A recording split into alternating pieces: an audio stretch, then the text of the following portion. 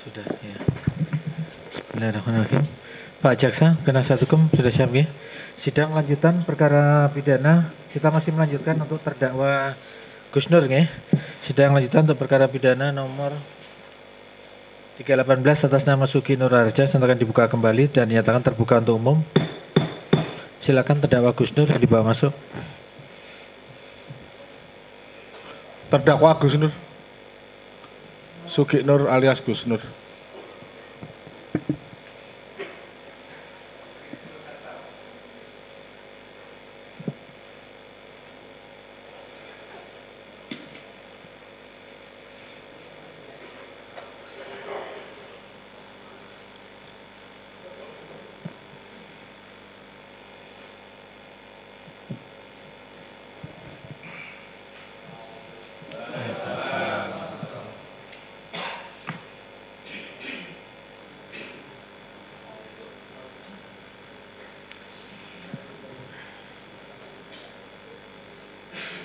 Langsung.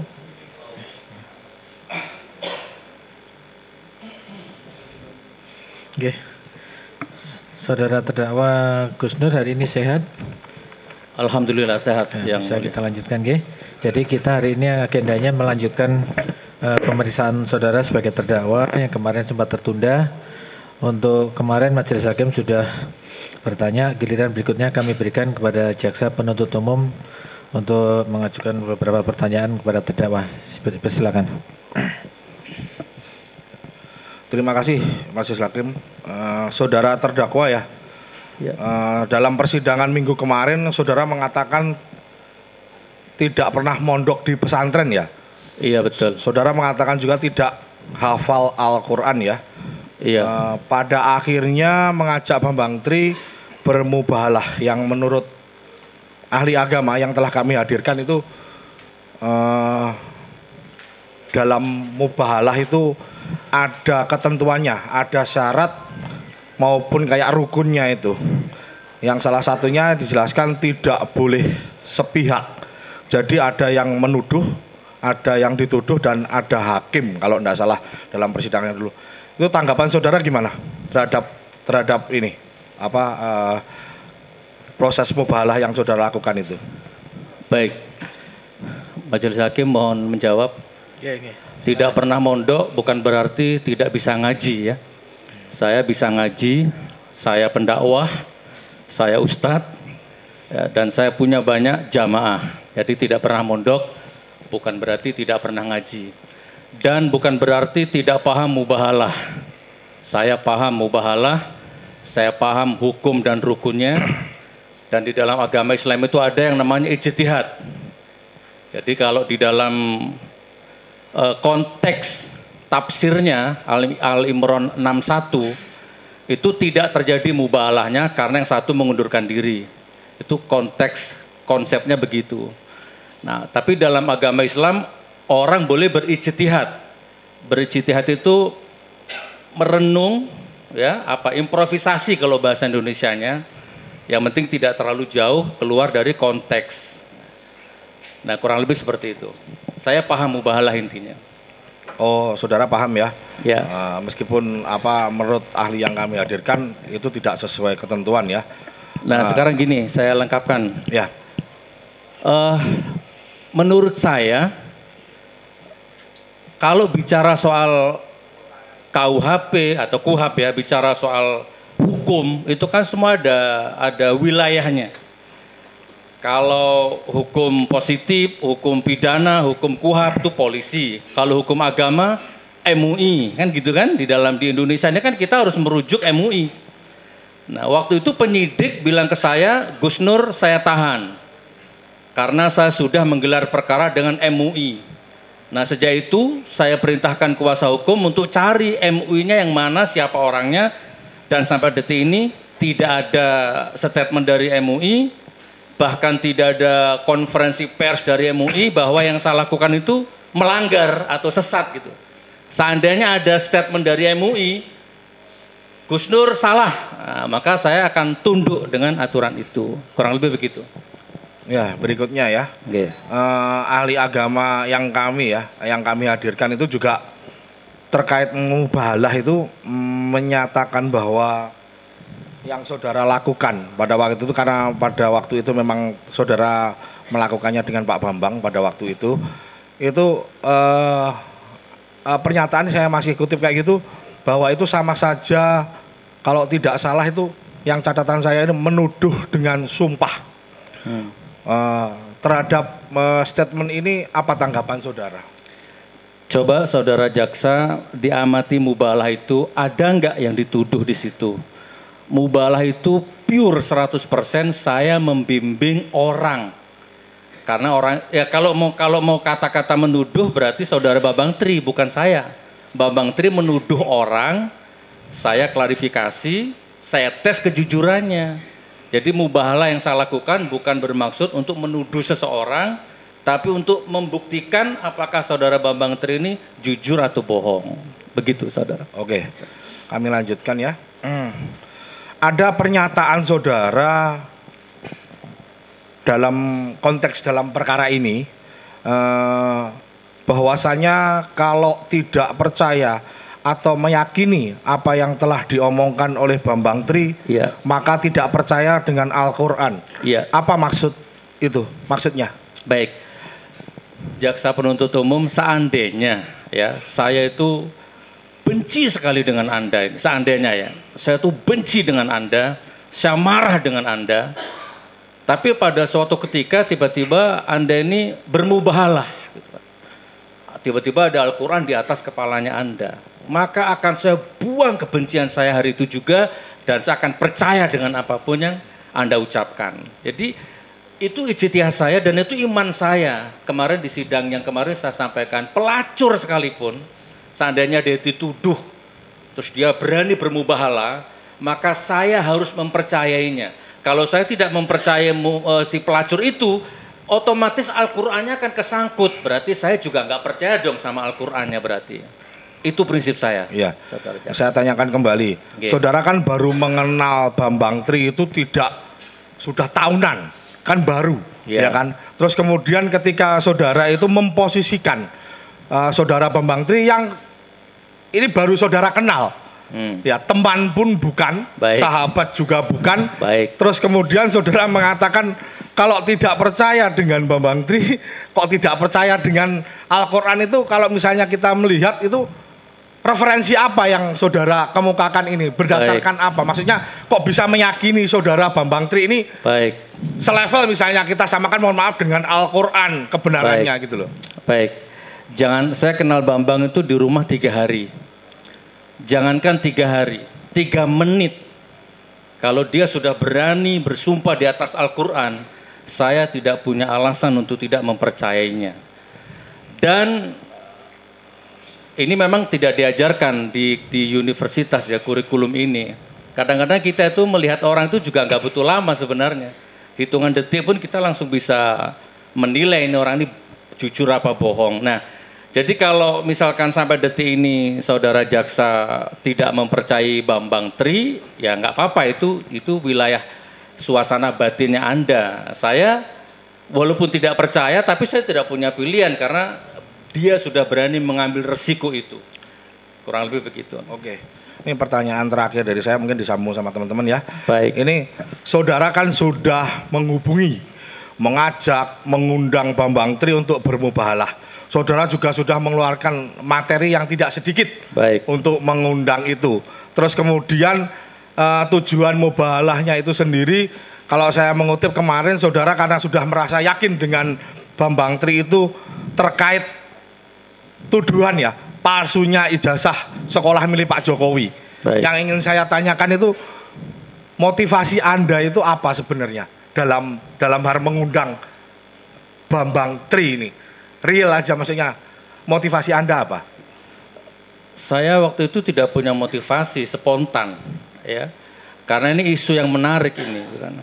Ini isu menarik ini. Jadi spontan, apa benar ijazahnya Presiden Republik Indonesia ini palsu? Jadi spontan karena ini isu yang menarik dan saya YouTuber yang punya insting jurnalis. Kalau ada berita-berita seperti ini ya wajar lah saya langsung nyambar itu berita itu. Saya cari itu. Iya, ketika saudara sebelum melakukan podcast itu sebelumnya apa untuk sekedar memastikan kayak gitu. Apakah sempat ngomong-ngomong atau berbicara ngobrol dulu lah intermezzo dengan saudara Bambang Tri ini keyakinannya seberapa istilahnya terkait dengan kepalsuan ijazah ini, apakah saudara sempat berbincang-bincang sebelumnya? Kalau misalnya saudara misalnya melihat, karena saudara juga YouTuber juga, sekarang misalnya saling bertanya dengan Pak Bambang kan sudah tahu bisa ini sebenarnya benar apa enggak, istilahnya bisa diverifikasi enggak datanya segala macam yang akan diomongkan di podcast nanti gitu loh. Baik, kemarin sudah sempat saya bahas kayaknya bahwa podcast itu 100% murni, mengalir. Tidak ada settingan, nanti aku bertanya begini, kamu jawab begini, itu tidak ada. Saya bertanya mengalir tanpa konsep, dia menjawab juga mengalir tanpa konsep. Kurang lebih seperti itu. Oke, dilanjutkan. Terima kasih. Mau melanjutkan dari rekan saya.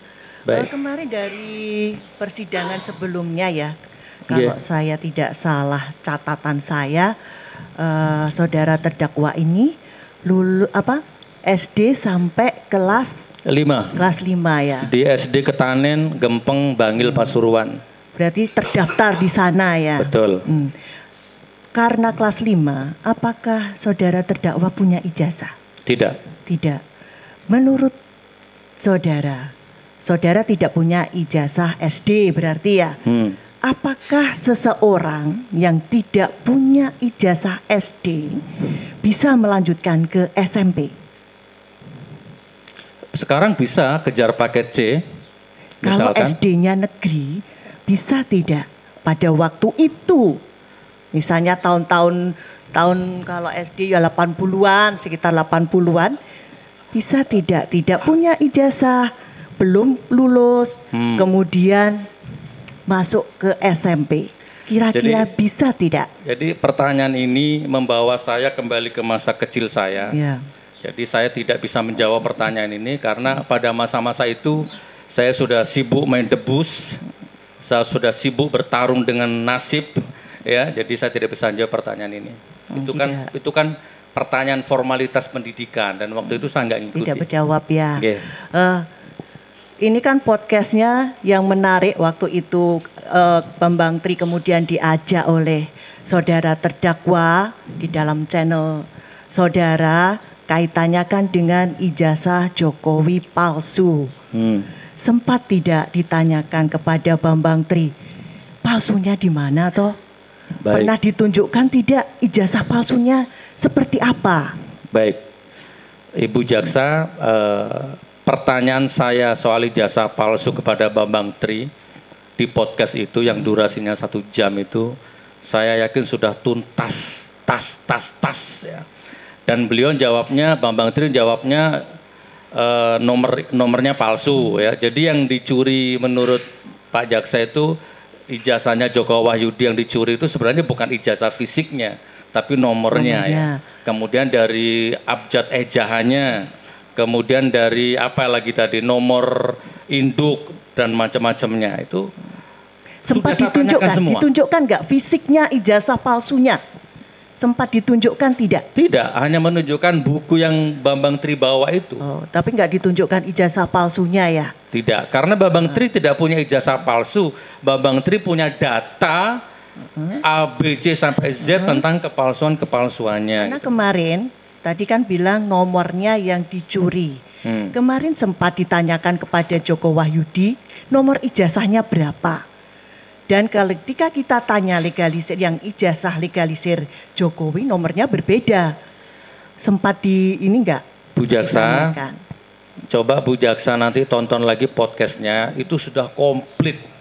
Jadi kalau Ibu Jaksa menanyakan wilayah ijazah ini saya nggak bisa jawab karena itu domainnya Bambang Tri. Bambang Tri ya. Ya, saya itu hanya intinya seorang. Berarti saudara tidak ditunjukkan ya, tidak ditunjukkan fisiknya ya. Tidak. Saya cuma pengen tahu itu aja. Tidak. Ditunjukkan tidak. Tidak. Tidak ya, hanya jadi ceritanya Bambang Tri. Kemudian saya juga ini, ijazah SD palsu. Berarti ijazah SD itu usia anak SD itu kan lulus kan sekitar 12 tahun ya. Kira-kira kita membayangkan di anak SD ini memalsu ijazah. Apalagi ini Jokowi. Kita fokus ke ijazah Jokowi. Usia 12 tahun Jokowi waktu itu punya kehebatan apa seorang Jokowi bisa memalsukan ijazah? Saya rasa itu kalau memang terjadi pemalsuan ya, saya rasa bukan pada waktu itu, tapi waktu saat sekarang beliau menjabat jadi presiden, mencalonkan diri jadi presiden, dibutuhkan ijazah ini SMA minimal kan sederajat. Mungkin saat ini seandainya terjadi pemalsuan itu Ibu Jaksa ya. Jadi bukan waktu SD menurut persepsi saudara. Betul. Nah, tadi makanya ini kan saya tanya, kalau orang nggak punya, nggak lulus SD, apa bisa masuk SMP? Apalagi SMP 1, SMP favorit setahu saya dari dulu. Jadi gini aja Ibu Jaksa, saya ringkas pertanyaannya Ibu Jaksa sebagai dengan sudut pandang saya. Kan bacaan kita berbeda ya. Jadi menurut saya di dunia ini apa sih yang tidak bisa terjadi? Ya kan? Anak kandung menghamili ibu kandung aja ada, apalagi cuma urusan pemalsuan ijazah. Dan itu kan sudah ada contohnya. Misalkan wali kota JR Saringi atau mana itu ya. Dia waktu wali kota lulus 2 periode, begitu nyalon gubernur baru ketahuan kalau ijazahnya palsu kan. Ada ini juga karena Komar. Kan ijazahnya yang palsu nggak hanya SMA, dari berurutan loh, dari SD, SMP, SMA. Berarti Bu anak Jaksa, SD. silahkan pertanyaan itu nanti arahkan ke Bambang Tri semua. Dia Jadi, akan menjawab. Tidak nanti. ditunjukkan ya, waktu Tidak. juga nggak diceritakan ya. Tidak. Apakah saudara juga tidak diceritakan? Misalnya ada fakta, oh ternyata Jokowi itu tidak pernah lulus dari SD. Itu semua sudah diceritakan di dalam podcast sama Bambang Tri. Tuntas. Kalau saya baca kan cuma ijazahnya palsu, tapi apakah di luar podcast pernah tidak disampaikan kalau ternyata Jokowi itu tidak pernah SD, tidak pernah bersekolah di SD, tidak pernah bersekolah di SMP, tidak pernah mengenyam pendidikan SMA, pernah tidak fakta itu disampaikan? Bambang Tri pernah ngomong sama saya gini, jadi gini Bu Jaksa ya, orang yang apa itu istilahnya, gimana bahasa saya ya, yang dipermasalahkan bukan tidak pernah sekolah gitu loh. Yang dipermasalahkan Bambang Tri itu Pak Jokowi pernah sekolah. Ya, ini yang dipermasalahkan ijazahnya. Sama dengan saya pakai analoginya kuasa hukum kemarin. Kalau saya ditanya polisi di tengah jalan, Mas, mana SIM-mu? Maka saya tunjukkan SIM aslinya, selesai masalah. Tapi kan saya berbelit-belit. Saya datangkan teman-teman saya waktu ngurus SIM bareng-bareng, kan nggak menyelesaikan masalah. Kalau menurut analogi saya, sidang ini begitu ceritanya. Nah, saya juga mau tanya, waktu podcast itu dia bawa ijazah yang palsu tidak, Bambang Tri? Ya, tunjukkan tidak? Enggak, dia hanya bawa buku itu ya, bawa buku yang dia tulis itu. Saudara terdakwa tidak pernah melihat kepalsuannya yang fisiknya ya.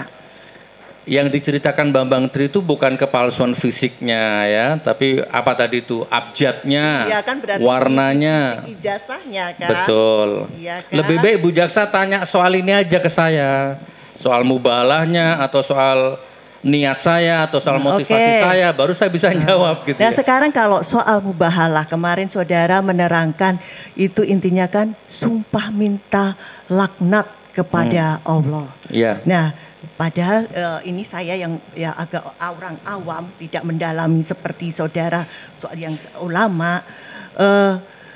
Allah itu kan maha pengampun, Allah itu maha pemurah, Allah itu maha penyayang. Bagaimana kalau setiap saat di perkara-perkara yang ibaratnya bukan masalah akidah, masalah simpel-simpel, harus Allah diminta untuk melaknat?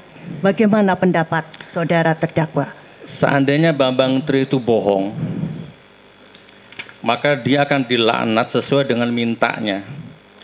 Tapi seandainya Bambang Tri bertaubat minta ampun, Allah maha pengampun. Sebesar apapun dosa di dunia ini, bunuh 1000 orang aja masih diampuni sama Allah ya. Kecuali satu dosa yang tidak bisa diampuni, itu meninggalkan sholat. Jadi sebesar apapun dosa kita, Allah maha pengampun. Iya. Karena kesannya kalau mubahalah minta laknat, seolah-olah Allah itu maha melaknat. Padahal Allah itu tidak maha melaknat. Allah maha melaknat. Allah maha segala-galanya. Sebentar, Tolong sebentar. pengunjung tenang Allah dulu, itu tenang. maha suka-suka dia. Pengunjung tenang dulu, pengunjung tenang ya. Oke. Oke. Jadi kalau ibu baca Asmaul sebentar. Kalau ibu jaksa baca Asmaul Husna yang berjumlah 99 itu komplit. Maha kasih sayang, maha roman, maha suka-suka gue ya. Dan Allah maha murka ya. Allah maha melaknat juga, suka-suka Allah. Tapi kan Allah juga maha pengampun, intinya begitu. Yang sering ditampilkan di dalam podcast itu kan seolah-olah ini. Kok Allah itu maha suka kita minta Allah melaknat. Kenapa tidak Allah maha pengampun ini yang kan ditonjolkan? Kan yang dilaknat Bambang Tri, bukan Gitu siapa-siapa ya. Nggak melanat orang, melanat Bambang Tri. Kemudian untuk melanjutkan tadi ada rekan saya menanyakan soal mubahalah. Adakah dalil atau mungkin ini pernah selain saudara yang pakai konsep mubahalah yang seperti di podcast, adakah yang lain, ulama yang lain yang pakai konsep mubahalah seperti saudara? Setahu saya belum ada, tapi ada sumpah pocong. Makanya mubahalah ini beda daerah, beda kultur, beda kearifan lokal, orang juga punya ijtihad. Pada prinsipnya sama, mubahalah ada Al-Quran tapi pakai sumpah pocong. Di masjid ya, di Madura sering terjadi, di Banyuwangi sering terjadi, dituduh punya ilmu santet. Karena nggak terima terjadilah mubahalah. Di Indonesia ini sudah banyak yang bermubahalah Ibu Jaksa. Jadi yang dengan ada istilah pocong, kalau saudara mengistilahkan mubahalah ya yang konsepnya seperti itu ya. Betul. Baik, saya lanjutkan ya. Pak Suginur. Pada saat awalnya saudara mengundang Bambang Tri untuk hadir di podcast saudara, tadi saudara bilang tidak ada motivasi apa-apa gitu. Tapi sebenarnya apa yang saudara harapkan tadi dengan kata-kata ini menarik karena menyangkut ijazah palsu Presiden Republik Indonesia. Awalnya yang saudara bayangkan kalau saudara menayangkan podcast itu akan seperti apa? Tadi sudah saya jawab, pada awalnya spontan ya, nggak ada motivasi apa-apa, ya hanya tertarik aja sebagai YouTuber, tertarik dengan tantangan, tertarik dengan sesuatu yang viral, ya, dan apalagi ini menyangkut ijazah orang nomor 1 di Indonesia, yang menurut saya itu sebenarnya nggak kenal dengan Pak Jokowi secara pribadi ya, jadi nggak mungkin saya ngeritik, dendam, marah sama Pak Jokowi, nggak mungkin. Tapi sebagai presiden, sebagai pemimpin itu kan juga wajib hukumnya untuk dikritik. Hukumnya wajib itu, bukan sunnah. Karena presiden itu dari satu titik pindah ke titik koordinat yang lain itu dibiayai oleh rakyat gitu kan. Jadi hanya spontan-spontan begitu aja muncul di pikiran saya. Ini menarik ini. Sama dengan Metro TV, TV One, semua media mainstream itu kalau punya ada nemu berita seperti ini ya pasti kencang ya ngejar rating dan lain sebagainya. Ya mungkin media mainstream sampai detik ini nggak ada yang berani ngundang Bambang Tri ya mungkin karena satu kubu atau bagaimana, wallahu a'lam bishawab. Iya, artinya saudara memang berharap pasti ini nanti memprediksi lah setidak-tidaknya bahwa ini nanti akan viral begitu. Iya. Ya. Dan kalau viral pasti bagi saudara akan mendatangkan suatu keuntungan. Tapi pada kenyataannya apakah ini menguntungkan atau merugikan bagi saudara pada akhirnya? Baik, saya paham kemana arah pertanyaan itu ya. Saya jelaskan dulu. Dalam podcast, dalam ibadah, dalam hidup, keuntungan tidak segala-galanya bagi saya. Saya punya penghasilan sampai 40 juta sebulan di YouTube, bahkan 15 juta sebulan di YouTube. Tidak pernah masuk ke dapur rumah tangga saya, ya. Lebih banyak saya hambur ke orang, ke rakyat, pakai bangun rumahnya fakir-fakir miskin itu. Jadi saya paham, saya siap lapar, yang penting orang lain kenyang. Itu prinsip hidup saya. Jadi saya bikin podcast, bikin apapun, bukan keuntungan motivasi saya. Ya. Kurang lebih begitu. Tapi YouTube channel saudara yang Suginur Official 13 kan sekarang di breakdown. Padahal dulu pakai akun yang itu. Ya kan? Nah, maksud saya dengan adanya sekarang YouTube channel saudara itu yang official itu sekarang sudah tidak lagi bisa tayang, itu merugikan nggak bagi saudara? Biasa saja, dunia ini datang pergi silih berganti. Ya, patah satu tumbuh 1000 itu udah biasa. Kehilangan uang, kehilangan nyawa, kehilangan keluarga biasa. Udah nggak ada masalah, apalagi cuman akun ya, bikin lagi nanti bisa. Kurang lebih seperti itu. Ya. Tapi waktu itu pada saat saudara mengundang dan menayangkan podcast ini, saudara sempat berpikir nggak ini bakalan ada risiko yang akan saudara terima? Bukan sempat berpikir, tapi memang pasti akan terjadi. Kan udah pernah saya alami nih. Akun saya yang pertama dulu kan juga diambil sama penyidik gitu kan, sudah diambil juga. Jadi bagi saya itu biasa intinya ya, nggak penting mau hilang akun bikin lagi, nggak penting. Yang penting wa ma khalaqtul jinna wal insa illa liya'budun. Tidak aku ciptakan jin dan manusia untuk hidup di dunia ini kecuali untuk ibadah. Maka setiap apapun yang tersadap retina mata saya, terdeteksi gendang telinga saya, terdeteksi kolbu saya, semua saya niatkan ibadah. Jadi saya nggak akan sakit hati karena rugi akun diambil, kehilangan uang, dan saya nggak akan membumbung bahagia karena kedatangan uang. Enggak, saya hidup biasa-biasa saja. Begitu jaksa. Iya, baik. Terus tadi saudara kan pendakwah juga Ustadz. Dari podcast yang saudara tayangkan bersama dengan Bambang Tri, apakah di situ saudara merasa ada nilai dakwah yang saudara siarkan di situ? Kalau tanyanya ke saya, iya. Kan semua tergantung sudut pandang. Bahasa saya amar ma'ruf nahi munkar. Ya, menyampaikan yang benar, mencegah kemungkaran. Jadi makanya perlu diuji, kalau bahasa Rocky Gerung itu perlu diuji. Walaupun harapan saya sebenarnya jangan diuji di sini, tapi diuji di kampus, di akademisi atau sama-sama YouTube-nya, atau dibedah di buku, disimposiumkan, diseminarkan. Harapan saya begitu, tidak di pengadilan ini. Ya. Itu. Nilai dakwahnya di mana?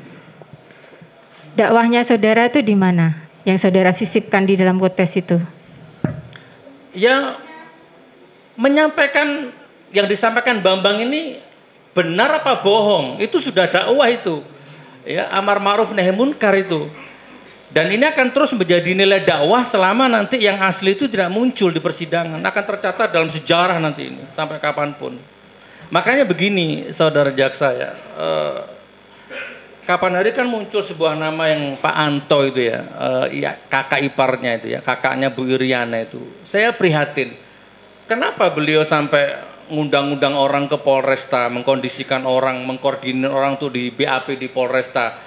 Daripada buang-buang waktu dan sumber daya begitu, mending datang ke sini bawa ijazah aslinya.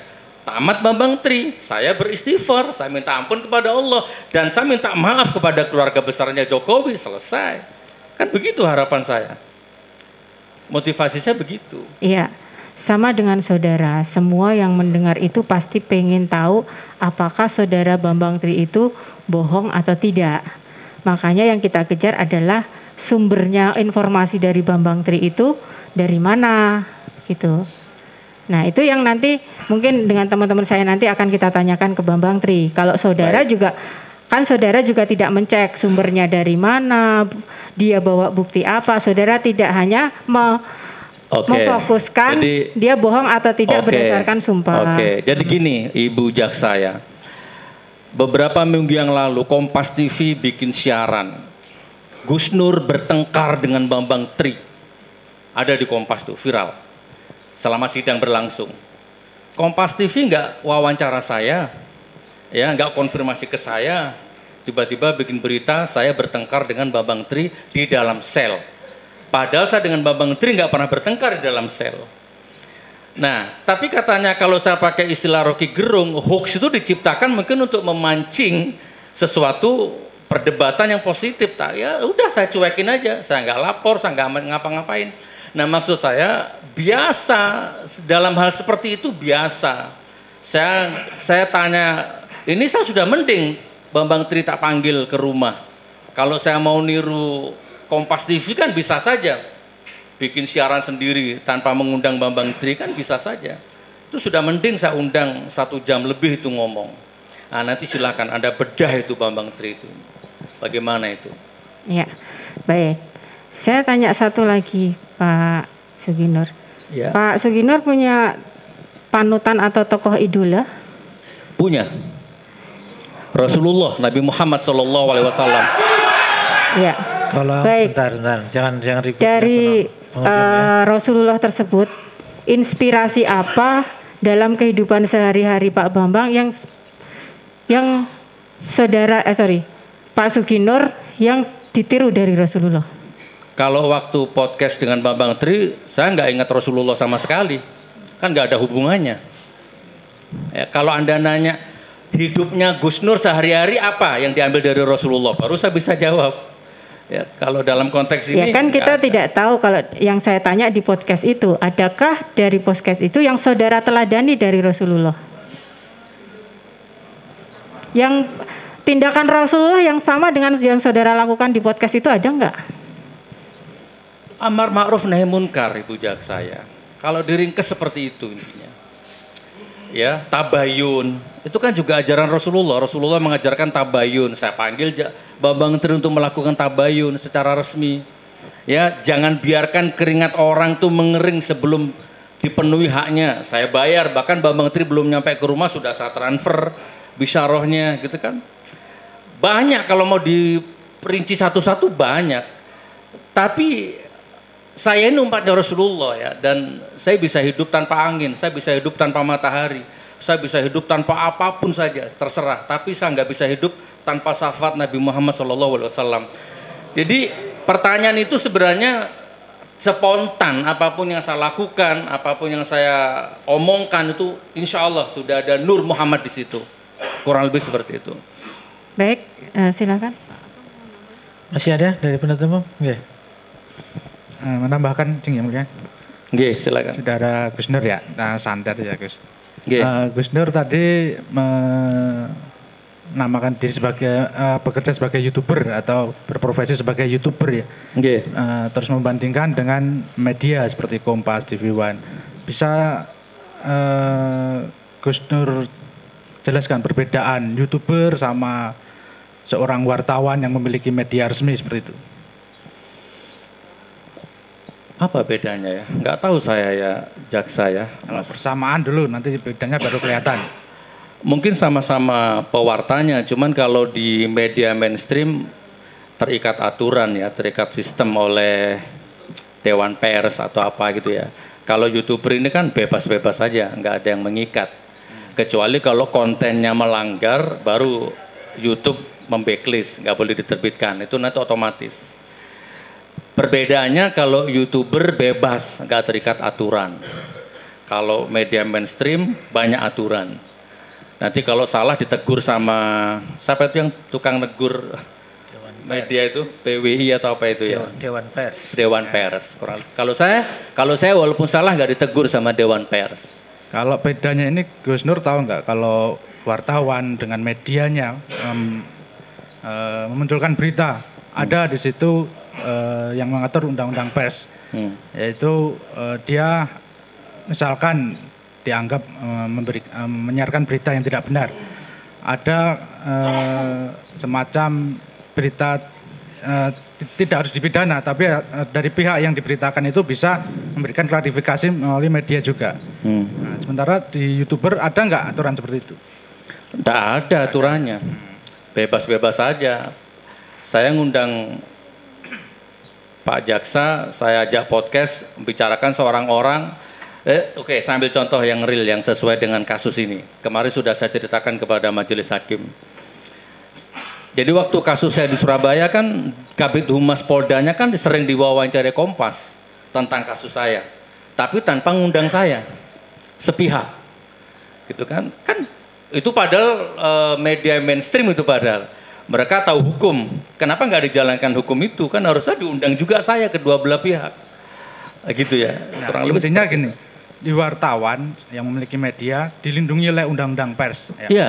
Nah, sementara setahu saya begitu. Tidak ada undang-undang tentang. Kalau YouTuber setahu saya nggak ada. Ya. Paling kalau kontennya melanggar, ada pengumuman dari YouTube, konten Anda melanggar, udah tiba-tiba nggak bisa terbit gitu aja. Artinya kalau YouTuber melakukan pelanggaran yang diatur di dalam undang-undang pidana umum lah, bisa dilakukan pidana, sementara di wartawan dilindungi undang-undang pers dengan harus ada klarifikasi dari pihak yang diberitakan. Setahu saya walaupun wartawan ataupun reporter televisi yang resmi sekalipun, kalau dia melanggar hukum, ada yang melaporkan terkait berita, bukan hukum yang lain ya.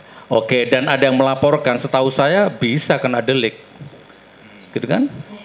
Jadi kalau saya wartawan Kompas TV, saya bikin berita menyebut nama orang, terus kemudian ternyata hoax, orang yang saya sebut itu melaporkan, bisa. Oh, menurut Anda bisa ya? Ya, menurut saya. Ya.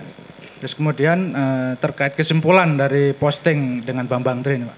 Apakah Gus Nur saat itu kemudian melaporkan Pak Jokowi ini yang dibilang jasanya palsu dengan Bambang Tri ke pihak yang berwajib, maupun ke polisi, baik ke DPR maupun ke misalkan Ombudsman yang merupakan lembaga yang menerima kritik atau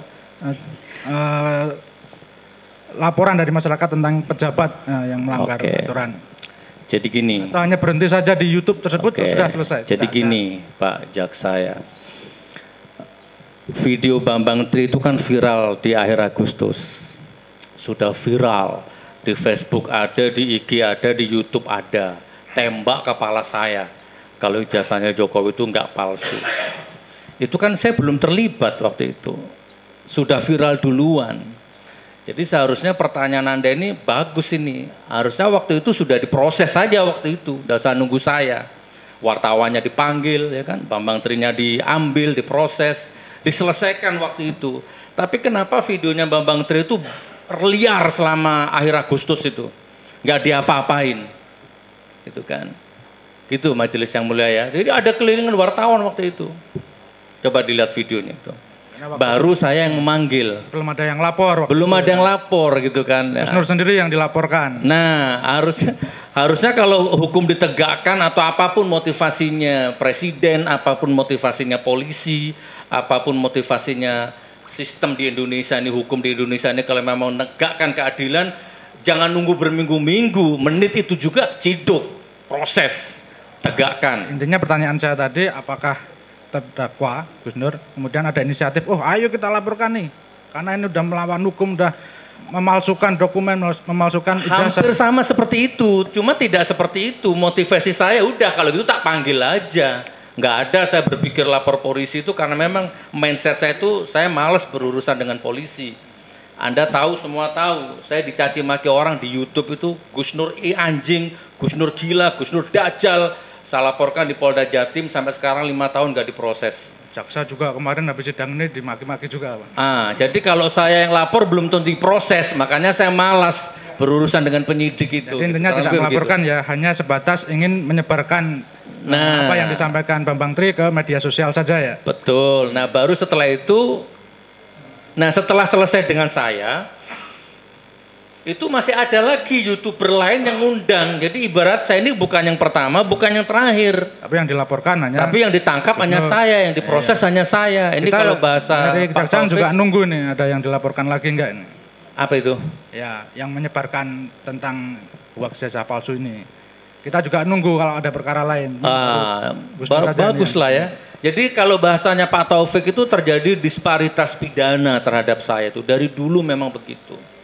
Ya kalau saya yang lapor nggak pernah diproses. Padahal saya lapor baik-baik, didampingi kuasa hukum, sudah digelar perkara, saksi-saksi dari saya sudah dipanggil, tapi akhirnya ngendap.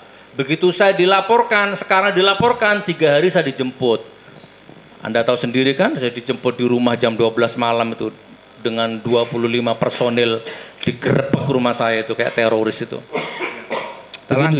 Lanjut ke terkait pertanyaan teman tadi terkait bahwa terdakwa tidak ditunjukkan atau melihat data-data terkait pernyataan Bambang Tri yang menyatakan jasa Pak Jokowi palsu, dan terdakwa langsung percaya begitu saja karena sudah dilakukan mubahalah ya. Saya tidak percaya begitu saja. Percaya itu setelah ada mubahalah baru percaya. Ketika podcast berlangsung hampa saja hati saya itu. Setelah mubahalah terdakwa percaya. Baru saya tidak punya pilihan ya, karena itu Al-Qur'an. Simpel saja kok cara pandang ini sebenarnya itu Al-Qur'an. Misal nih Gus terdakwa, kalau terdakwa ini tiba-tiba datang lagi besok nih, mengaku sebagai Nabi ke-26, memakai jubah, pakai tongkat. Terus terdakwa melakukan mubalah terhadap Bambang Tri. Dan kan Bambang itu Tri, sudah di Al-Quran sudah dinas, nggak ada Nabi lain selain Nabi Muhammad. Loh, kalau dia sudah berani mubalah, itu ada rumusnya, beda ya. Kalau Bambang Tri jangan dianalogikan dengan orang ngaku Nabi. Kalau ada orang ngaku Nabi di depan saya, ini masalah mubalah tadi. Enggak, mungkin terdakwa mengatakan mungkin saya ambilkan bukan saya ambilkan Al-Quran ya, mungkin saya ambilkan golok mungkin ya. Selesai. Nah, katanya tadi begitu mubalah langsung percaya tanpa melihat data bukti. Pak Jaksa, perhatikan ya, pertanyaannya tidak relevan sekali. Sebentar. Coba pertanyaannya jenengan diperhatikan ya. Kalau ada orang aku nabi, nas itu selesai, nggak bisa dianalogikan dengan urusan duniawi ini, nggak bisa, Mas. Pak Jaksa nggak bisa. Baik. Enggak apa, ahli udah menjawab, terdakwa udah menjawab. Nah, kemudian terkait mubalah terakhir yang mulia, disampaikan di mubalah di YouTube terdakwa ya, bahwa yang tidak percaya dengan Bambang Tri akan dilaknat ya.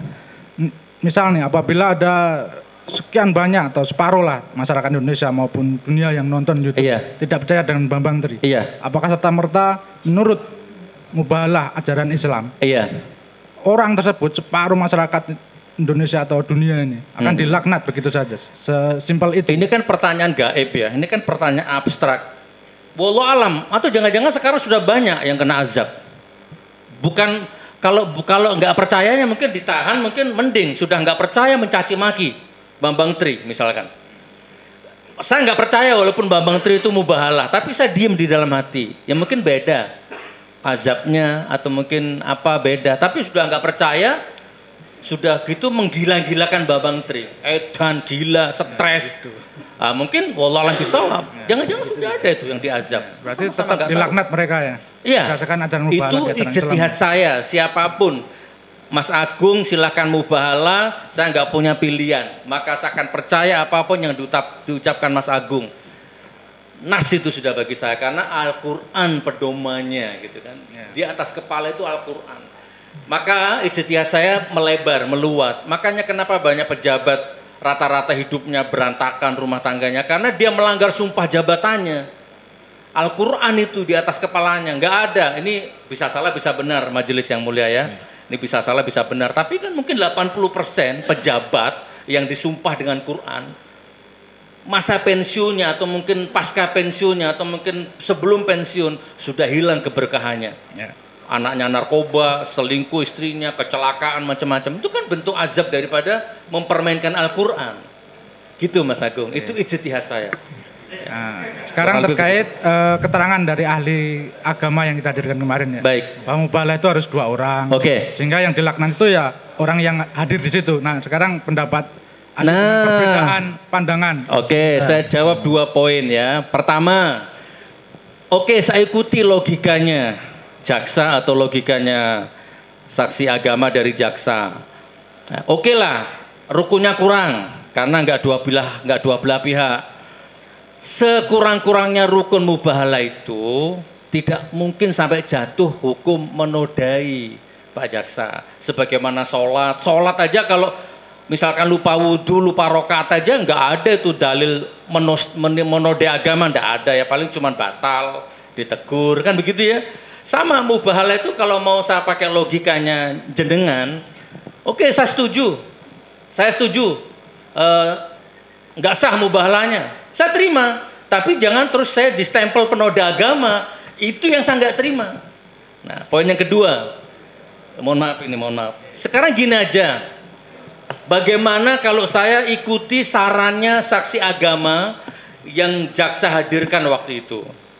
Waktu itu saksi agamanya mengatakan begini, mubahalah itu harus 2 orang, dua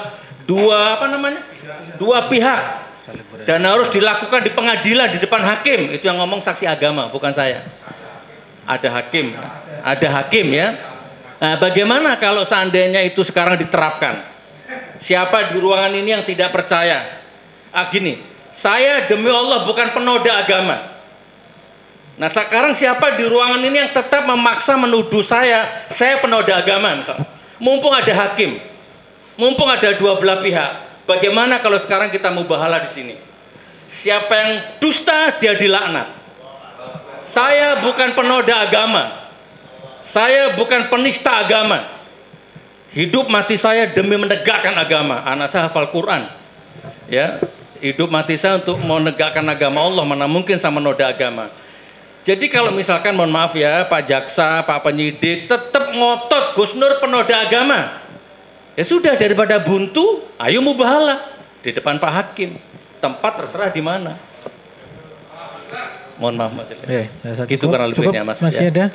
Terkait Kembali lagi dibatasi ke pertanyaannya satu seputar lagi. dakwaan aja Pak Jaksa ya, biar jangan Ya, terlalu melebar ke masalah agama. Terdakwa Ya. tadi mengatakan hafal Al-Quran ya, terkait ayat Al-Hujarat ayat 6. Bisa ahli jelaskan nih terkait dengan Saya belum hafal. Apa? Tentang apa? Ya, saya bacakan artinya. Silakan. Ya. Hai orang-orang yang beriman, jika datang kepadamu orang yang fasik membawa suatu berita, maka periksalah dengan teliti agar kamu tidak menimpakan suatu musibah kepada suatu kaum tanpa mengetahui keadaannya yang menyebabkan kamu menyesal atas perbuatanmu itu. Baik. Apakah Mas sudah melakukan Mas Bambang Tri itu orang fasik. Saya ikuti logika ayat itu. Anggap saja Bambang Tri itu orang fasik. Kan sudah saya undang, saya tabayun. Nah, kemudian fokusnya periksalah dengan teliti. Nah, apakah terdakwa sudah melakukan pemeriksaan dengan teliti? Podcast itu termasuk memeriksa dengan teliti hampir 1 jam itu. Nah sekarang tugasnya jaksa nanti memproses dia untuk dengan teliti. Periksa. Kalau tugasnya sudah selesai itu, sudah saya periksa dengan teliti. Tapi karena tetap saya nggak percaya, mubahalah itulah yang terjadi akhirnya. Sudah saya periksa Pak. Ya, gitu kan. Kurang lebih seperti itu. Ya, makasih Gus.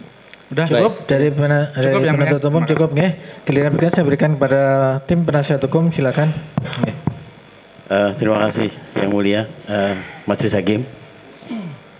Saudara terdakwa, ada beberapa hal yang perlu kami aturkan, kami tanyakan.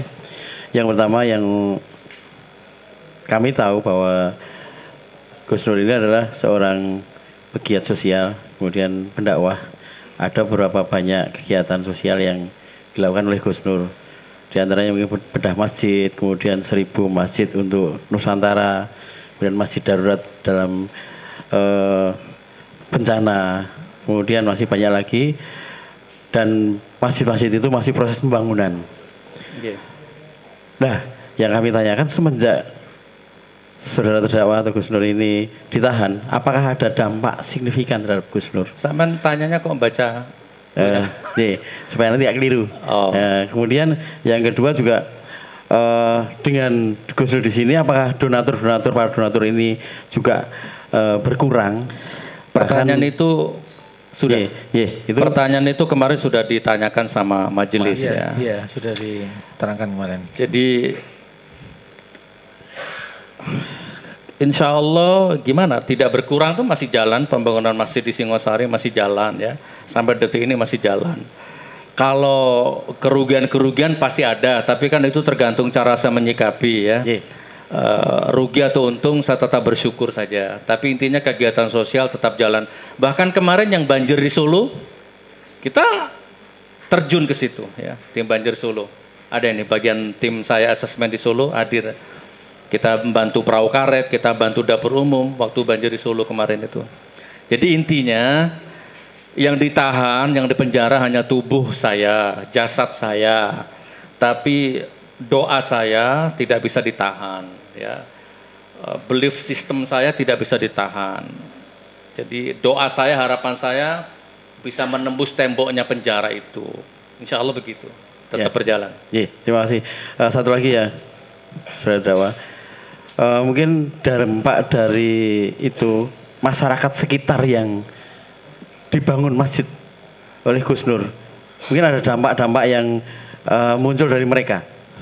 Dampaknya masih positif, silahkan dicek. Nanti saya kalau jawab nanti bisa bohong, bisa nggak jujur kan. Silahkan dicek sendiri. Nggak usah jauh-jauh ke sana lah. Itu lihat yang di sini aja lah sebagai tolak ukurnya lah. Ini dari Jakarta datang, dari Surabaya datang, ya. Dari mana-mana datang. Artinya kan nggak ada dampak negatifnya. Di tempat-tempat bencana nggak ada. Insya Allah positif. Insya Allah. Lanjut, masih ada? Enggak. Kita berikan kesempatan seluas-luasnya. Gus, sehat Gus? Alhamdulillah. Alhamdulillah. Gus, saya cuman mau menanyakan, terbesit dari kata-kata Pak Jaksa tadi, apakah ada syarat ketentuan untuk menjadi ustadz, Gus? Kenapa? Apakah ada syarat dan ketentuan untuk menjadi ustadz atau pendakwah?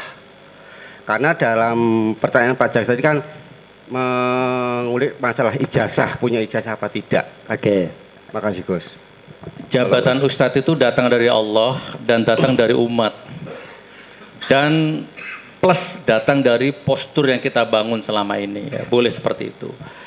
Begini, saya bikin analogi. Saya nggak kuliah dokter dan saya bukan dokter. Tapi boleh nggak saya bangun rumah sakit? Bagi saya boleh. Saya bangun rumah sakit untuk memperdayakan dokter-dokter. Ya. Jadi nanti yang kerja di situ dokter, bukan saya. Ya, saya nggak hafal Quran, tapi saya bangun pesantren tahfidz Quran. Sudah banyak penghafal Quran yang saya ciptakan. Saya lahirkan di Palu itu. Ada anaknya polisi, ada anaknya anggota dewan, ada anaknya tentara yang ngaji di pondok saya itu. Kan boleh.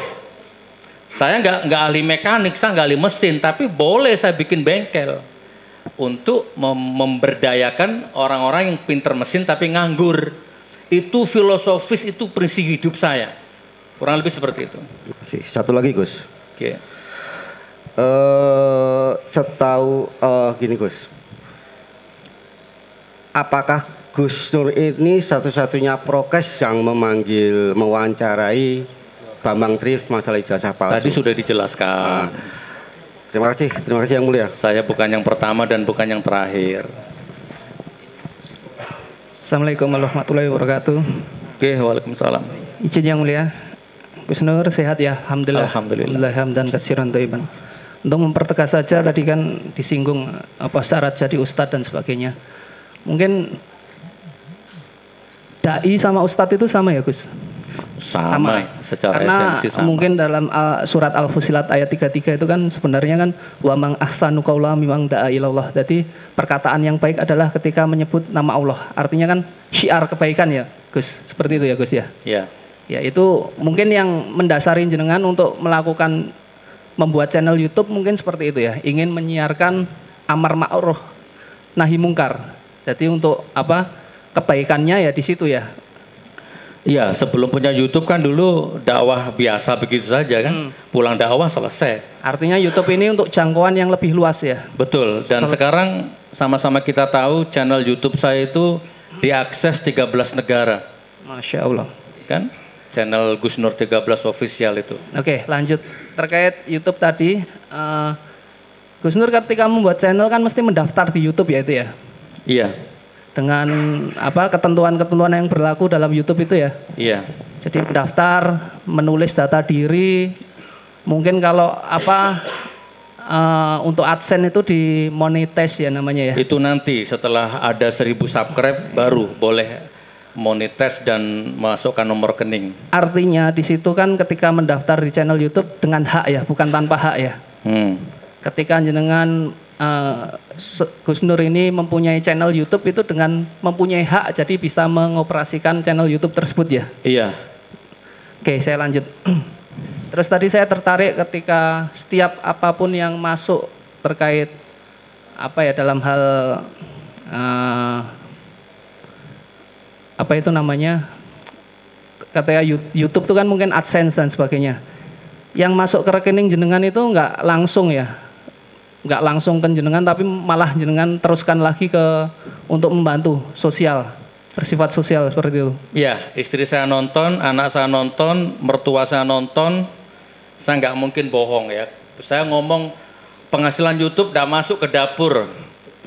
Jadi artinya ternyata masuk ke dapur misalkan. Berarti kan saya membohongi istri saya, berarti saya ngajari bohong di tengah-tengah rumah tangga saya dan nggak mungkin saya bisa membohongi orang. Tapi saya nggak mungkin bisa bohongi keluarga saya. Berarti tidak dilakukan seperti itu ya? Artinya pure untuk sosial semua ya? Iya, karena memang sudah yang ngantri banyak. Makanya kadang-kadang saya tuh gemes gitu. Kenapa kok nggak saya jadi Menteri Keuangan aja gitu ya? Tak jamin nggak ada orang miskin gitu ya, nggak ada orang kelaparan gitu ya. Oke. Jadi YouTube-nya di sini digunakan oleh Gus Nur untuk sarana menyebar kebaikan ya, syiar ya. Betul. Oke. Dan gini, kuasa hukum, saya tidak munafik gitu ya. 15 juta per bulan menurut kuasa hukum sedikit apa banyak? Ya itu subjektivitas. Oke, tapi menurut saya banyak. 15 juta sebulan itu bisa untuk mengenyangkan berapa orang gitu kan. Bisa jadi rumah fakir miskin itu, rumah darurat bisa itu. Kurang lebih seperti itu. Oke, saya lanjutkan Gus. Ini terakhir yang mulia. Ini kaitannya dengan pondok pesantren Ponpes Karomah 13 nih. Kan punya banyak kegiatan sosial ya. Salah satunya adalah agenda bedah rumah itu. Itu mohon dijelaskan Gus, gimana itu Gus? Agenda bedah rumah.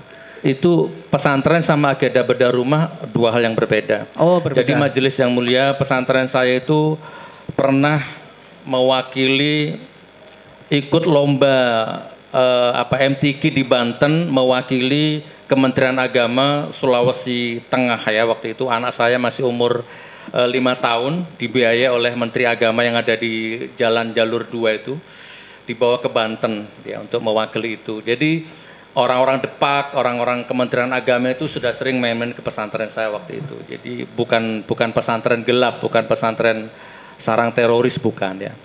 Terus kemudian bedah rumah itu dua hal yang berbeda. Jadi gini, teman, saya percepat aja.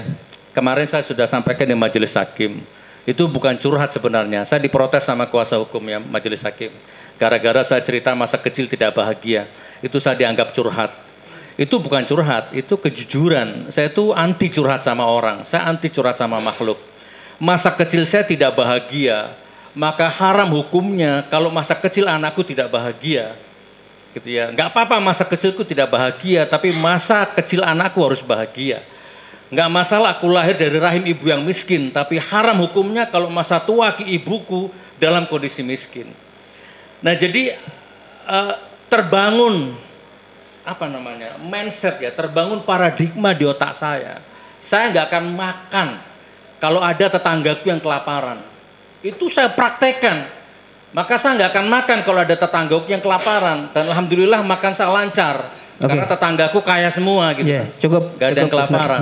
Artinya saya mau mempertegas bahwa murni ya untuk sebuah konten YouTube yang nanti akhirnya untuk sosial.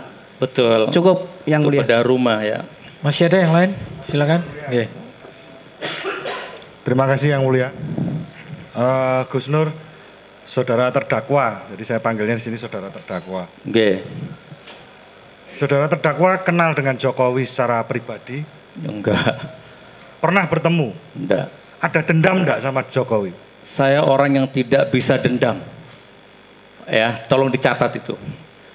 Terhadap orang, saya menciptakan lagu judulnya Terdolimi. Cek di YouTube. Ya Allah, genggam hatiku agar aku tidak dendam terhadap siapapun yang menyakiti diriku. Sayangi mereka yang menyakiti diriku. Ada lagu saya judulnya Terdolimi. Itu tercipta karena saya tidak punya dendam terhadap siapapun. Baik, termasuk terhadap Pak Jokowi ya? Auzubillah min dzalik. Jadi tidak ada dendam sama sekali sebenarnya sama.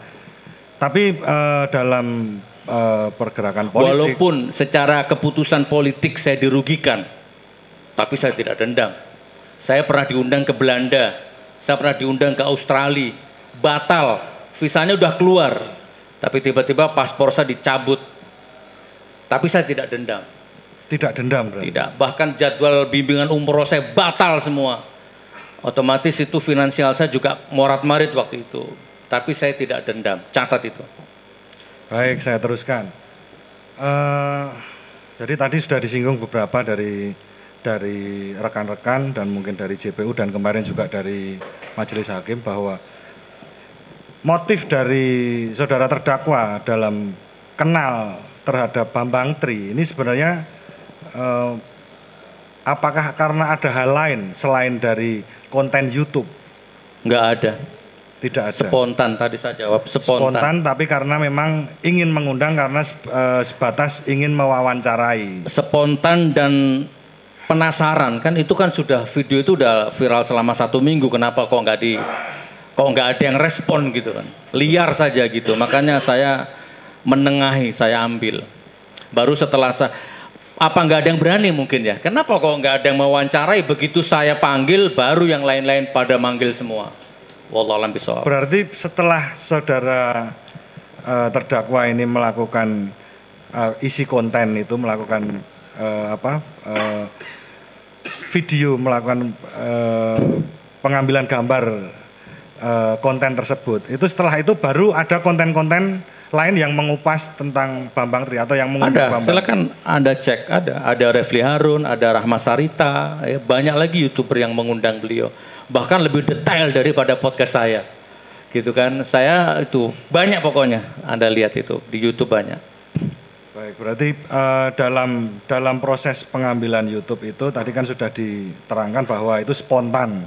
Yeah. Dan apa yang ada di dalam video itu berarti memang kondisinya adalah itu bagaimana, apakah ada dalam memproduksi sebuah konten itu apakah ada, misalnya tadi yang saudara terdakwa singgung adalah ada uang untuk Pak Bambang Tri, apakah itu ada itu? Ada 10 Bisa juta. disebut 10 juta. Pertama 7 juta. Karena mobilnya nabrak, masuk bengkel, kurang lebih 10 juta akhirnya. 10 juta, berarti terus beliau juga hadir di studio itu dan melakukan proses syuting itu berarti. Iya. Berarti dalam hal itu kan itu semata-mata untuk kepentingan YouTube berarti. Itu saya teruskan pertanyaan saya. Dari YouTube yang saudara terdakwa buat, dari channel video yang saudara buat, itu apakah pernah ada juga untuk melakukan wawancara itu sebelum dengan Bambang Tri? Kenapa? Ada? Dari Gus Nur channel 13, itu apakah ada konten yang juga melakukan wawancara seperti itu? Banyak, narasumber saya bukan hanya Bambang Tri. Ada, jadi gini majelis yang mulia ya, konsep podcast saya itu misalkan ada, coba nanti dilihat itu, ada seorang ustadz, mohon maaf ya, jalannya pincang gitu kan, rumahnya ngontrak gitu kan, maka saya panggil podcast untuk edukasi ke orang lain, kan, pulangnya saya sangoni, rumahnya saya bedah, istrinya saya belikan mesin jahit, begitu kurang lebihnya. Jadi bukan hanya Bambang Tri saja, ada penjual koran yang jalannya cacat, dia kemana-mana naik sepeda ontel, saya panggil, pulangnya saya kasih sepeda motor. Kurang lebih begitu majelis. Bukan hanya Bambang Tri. Berarti bukan hanya Bambang Tri ya? Iya. Jadi Bambang Tri itu mungkin tidak tahu itu apes atau berkah, wallahu alam. Allah yang tahu itu nanti. Ya. Terus dalam proses video itu kan ada, biasanya kan ada yang like, dislike dan lain sebagainya. Itu yang banyak yang waktu disiarkan di situ tuh yang banyak yang like atau dislike. Kalau di akun saya 90% banyak yang likes, banyak yang suka. Kalau di akun saya, tapi di YouTube itu kan banyak akun-akun yang majelisnya mulia ya. Di YouTube itu banyak sekali akun-akun dia nggak pernah datang ke sini. Dia hanya nunggu hasil siaran ini baru dia ambil, dia potong bagian-bagian yang walaupun nggak salah dibikin salah gitu. Dibikin framing seolah-olah saya ini penjahat gitu kan. Memang ada seperti itu, nggak apa-apa, namanya pro kontra. Kalau senang semua namanya pro-pro kata Rocky kan. Dan masalahnya itu kan sunatullah. Saudara terdakwa ini kan posisinya ada di, mungkin saat ini ada di kontra ya. Tapi kalau seandainya itu mungkin ada di kontra, maksudnya siapa? kontra dengan pemerintahan. Tidak juga atau bagaimana?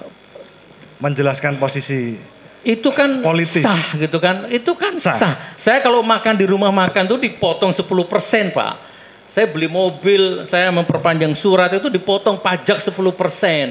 Digaji itu, untuk gaji pemerintah itu wajib hukumnya dikritik. Kritik bukan dicaci, mengkritik bukan mencaci. Saya nggak pernah mencaci. Ya, tidak ada saya mencaci itu. Kalau yang komen biasalah itu, caci maki sama sesama komen itu kan biasa itu. Saya nggak pernah mencaci. Baik, saya lanjutkan. Dari video tersebut, terus saya berlanjut ke yang tadi sebenarnya sudah banyak itu ditanyakan dari rekan-rekan juga. Yang ingin saya tanyakan tadi terkait dengan ijazah ijazahnya Gus Nur yang Gus Nur berarti kan kelas 5 SD. Ya. Tapi saat ini Gus Nur kan mempunyai sebuah pesantren. Itu isi pesantren itu bagaimana, Gus? Yang ngajar semuanya dosen dan mahasiswa IAIN yang ada di Palu. Saya gaji mereka. Kalau bahasanya Rocky Gerung, saya ngajar di UI tapi saya nggak digaji. UI yang ngelamar saya gitu. Jadi yang ngajar bukan saya, tapi ustadz-ustadz yang ada di Palu sana. Tenaga pengajarnya ada berapa kira-kira? Ada sekitar 14. Terus untuk itu gajinya ada yang 2 juta, ada yang 1,5 juta, ada yang 750. Listrik, konsumsi macam-macam itu 25 sampai 30 juta sebulan. Ada berapa murid yang belajar di sana? Sebelum pandemi dulu 350. Saat ini saya kurang update, mungkin sekitar 100-150-an. Itu pondok tentang tahfiz Quran atau khusus bagaimana? tahfiz. Tahfiz bisa dijelaskan, Gus? Apa itu? Khusus tahfiz? Penghafal Quran, tidak ada kurikulum yang lain. Penghafal Quran? Penghafal Quran saja, titik, nggak ada komanya. Itu dalam pembangunan pondok itu Gus Nur ini berperan sebagai apa itu? Maksudnya apakah cuma penggagas? Yang punya saya. Atau juga yang membangun, membiayai dan lain sebagainya? Iya. Full semua Gus Nur berarti? Itu dulu saya dapat wakaf awalnya. Kemudian saya bikin yayasan, ada sekitar 15 pengurus, ada sekretaris, ada bendahara, orang-orang Palu semua. Tetapi di tengah jalan ternyata kan dibutuhkan RAB kurang lebih 1,5 miliar kan. Di tengah jalan cari dana kok nol hasilnya. Akhirnya para pengurus itu mundur sendiri-sendiri, hilang tanpa sisa. Akhirnya saya, ya Allah, ini saya pulang lagi ke Jawa sajalah. Ini wakafnya tak kembalikan aja ke orangnya. Karena kan sendirian saya sebatang kara di sana. Nggak mungkin saya bisa bangun, pengurusnya pada mundur semua. Tapi rupanya Allah berkehendak lain. Intinya saya nggak jadi pulang. Bismillah saya tekad, saya bangun sendiri, modal YouTube juga waktu itu, dan saya nggak nyangka 1,5 tahun pondok pesantrennya jadi 3 lantai. Jadi yayasannya itu hanya nama, tapi nggak ada pengurusnya. Jadi akhirnya single fighter saya waktu itu, dan sampai sekarang. Sampai sekarang masih berdiri ya? Oke. Dan masih beroperasi? Ya, gaji ustadz, makan santri semua saya. Ya, cukup dilanjutkan. Terima kasih. Okay. Saya hanya pengen hal yang singkat yang mungkin tadi belum digali sama rekan-rekan maupun jaksa. Gus Nur, ketika membuat podcast, ada nggak niat jahat jenengan untuk mendiskreditkan seseorang? Kalau di sini yang dianggap adalah Pak Jokowi, ada nggak niat jahat itu? Mens rea ya istilahnya ya. Tidak ada. Tidak ada. Saya bukan orang yang punya karakter niat jahat kepada orang lain. Tidak ada. Kalau Anda bertanya, punya nggak niat jahat kepada pemerintah, bukan kepada Jokowi ya, kepada pemerintah. Maka saya jawab, saya tidak punya niat jahat, tapi saya punya kepedulian terhadap negeri ini. Gitu kan, kurang lebih seperti itu. Begitu ya. Untuk harusnya ini tugas DPR, bukan tugas saya. Ngeritik-ngeritik pemerintah ini bukan tugas saya, tugas DPR. Berarti tidak ada niat jahat dari saudara terdakwa untuk mendiskreditkan seseorang atau kelompok golongan gitu, nggak ada ya? Nggak ada. Pingin nggak bikin sebuah keonaran gitu? Wah, aku tak bikin podcast gini biar masyarakat onar, terjadi kegemparan, terjadi Oke, saya paham. Demo dan sebagainya gitu, ada nggak? Kuasa hukum saya itu, anak saya itu juga kadang sering nangis ya, istri saya juga sering nangis bahwa Abi itu nggak usah ngeritik-ngeritik pemerintah gitu kan. Dan kadang-kadang saya dalam hati itu jawab iya ya, untung nggak ada gitu kan, rugi iya, susah iya, dikejar-kejar polisi gitu. Jadi sering saya merenung malam-malam itu. Saya sudah di posisi zona nyaman. Bukan takabur ya. Saya sudah berada di sisi zona nyaman. Dalam arti ya nggak kaya-kaya tapi juga nggak miskin lah ya. seandainya saya nggak kritis pun saya nyaman ya, cukup main sama anak, traveling, jalan-jalan itu cukup. Tapi kenapa batin saya nggak mengizinkan? Karena memang saya mau marah sama siapa? Gus Nur tolong ke Madura, ini ada orang nih rumahnya sudah mau roboh ini, sama camat, sama lurah, sama Pemda cuma di foto-foto aja, nggak ada realisasinya. Coba ke sini Gus. Begitu saya ke sana, Allah, roboh rumahnya. Wajar kan kalau saya marah? Nah, marah sama siapa? Setahu saya, kalau ada satu saja rakyat yang kelaparan, itu pemimpinnya besok berat hisapnya di hadapan Allah. Tapi kalau ada pemimpin yang kelaparan, tidak ada rakyat yang akan dihisap di hadapan Allah. Nah, setahu saya, kalau ada rakyat kelaparan, itu pemimpinnya yang harus dimarahi. Saya mau marah sama Anda nggak mungkin. Mau saya lampiaskan kemana kemarahan saya ini? Tapi kan saya bukannya sekedar marah, rumahnya saya bangun. Saya selesaikan masalahnya. Baru saya marah-marah di YouTube. Ini loh, kemana kamu lurah? Kemana kamu camat? Kalau aku jadi lurah, malu aku. Kan begitu di YouTube saya. Jadi begitu kritis saya, bukan mencaci, bukan menstrel, bukan niat jahat, bukan. Kurang lebih seperti itu, tolong dikembangkan jawaban saya ini.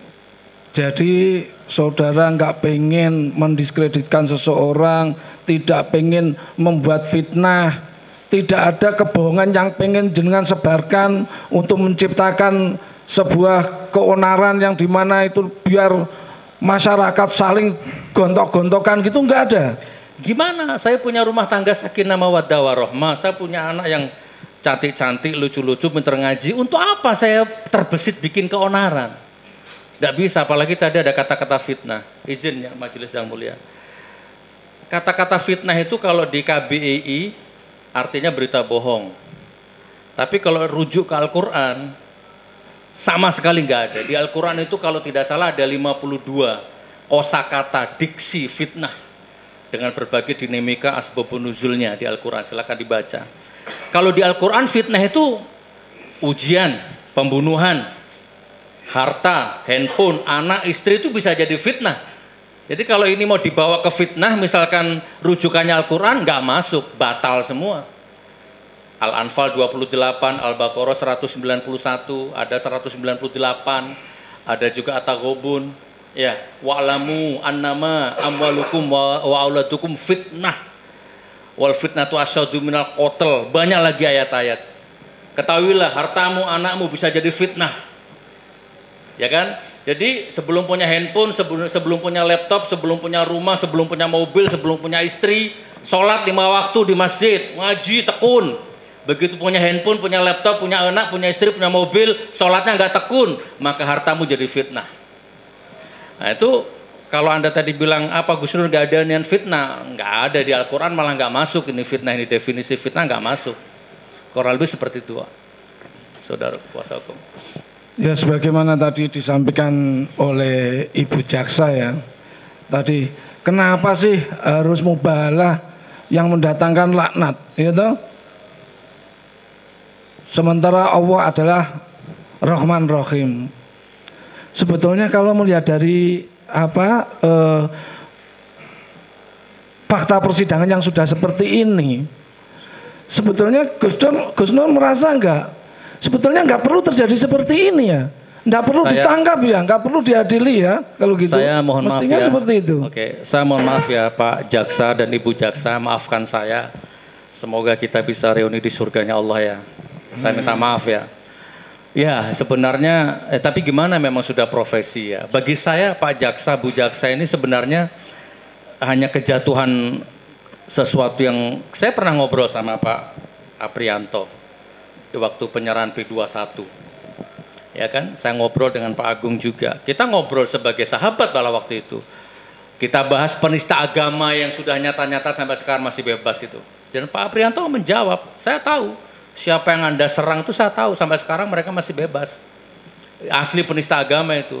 Jadi ya memang politik atau kata Rocky Gerung ini memang kasus politik. Bahkan ini penyidiknya nonton ya, ini ada berapa pasang kamera itu. Jadi suatu ketika saya dipanggil penyidik, dibawa ke meja kantornya, penyidik bilang ke saya begini. Jujur Gus, saya itu kurang suka dengan Anies Baswedan. Dan di momentum yang lain dia bilang kurang baik bagaimana Jokowi. Saya nggak suka bohong. Silakan penyidik nonton, silakan. Seharusnya penyidik tuh nggak boleh ngomong begini di depan saya itu. Polisi tuh nggak boleh ngomong begini. Nah artinya Pak Jaksa Bu Jaksa ini dapat pekerjaan dari seorang penyidik yang begitu attitude-nya. Mana ada di depan saya muji-muji Jokowi, menjelek-jelekan Anies. Nggak boleh. Harus netral. Dari situ bagi saya cacat. Bagi saya. Silakan kalau penyidiknya nonton, barangkali mau marah sama saya. Gitu saudaraku ya. Jadi di luar sidang kita bersaudara ya Pak Jaksa. Karena Anda hanya menjalankan tugas. Dan tugas Anda memang harus menjerat saya, kata Rocky, membekuk saya, itu tugas Anda. Dan saya nggak punya pilihan lain kecuali tetap mendoakan Anda yang terbaik sajalah. Kurang lebih begitu. Berarti yang saudara lakukan sebetulnya itu juga dilindungi undang-undang. Hanya keinginan menyampaikan pendapat sebagaimana dilindungi undang-undang. Bahkan di depan saya udah berulang-ulang saya sampaikan, penyidiknya ngomong, saya sudah gelar perkara sama MUI. Sampai detik ini nggak ada MUI-nya itu mana orangnya, nggak ada juga. Kurang lebih seperti itu kuasa hukumnya. Mohon maaf kalau agak meninggi omongan saya ini, kayaknya mulai emosi saya ini. Iya, artinya saudara terdakwa tentu saja kecewa ya, karena saudara hanya menyampaikan sebuah pendapat yang mana itu dilindungi oleh Undang-Undang Pasal 28 ya. Untuk menyampaikan pendapat, tapi ternyata yang terjadi seperti ini. Kalau mau ditegakkan hukum, akhir Agustus itu, sebelum saya panggil Mbak Bang Tri, itu banyak wartawan yang mengerumuni, banyak YouTuber yang ngupload. Itu diproses dulu, jangan nunggu saya. Kecewa saya. Kurang lebih seperti itu. Kalau melihat di fakta persidangan yang sudah berlangsung dengan saksi berapa? 23 ya? 20 lebih lah ya. Saya mohon kepada majelis hakim merujuk pasal 143 ayat 2 dan 3 KUHP ya. Di mana di sini dakwaan JPU itu tidak jelas, tidak cermat dan tidak lengkap. Maka saya sangat berharap bahwa sampai saat ini persidangan ini digelar belum bisa ditunjukkan apa yang menjadi persoalan, yaitu ijazah asli Pak Jokowi.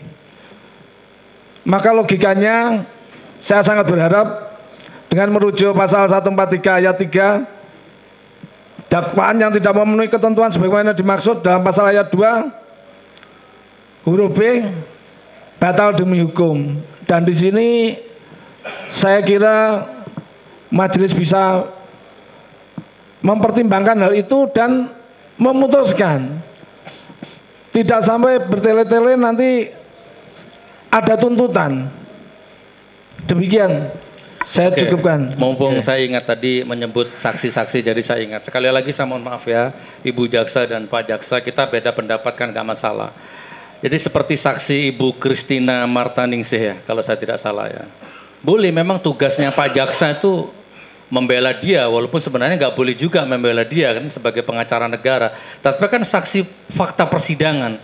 Dari nama saja sudah nama baptis. Kalau saya amati, mohon maaf kalau saya salah ya.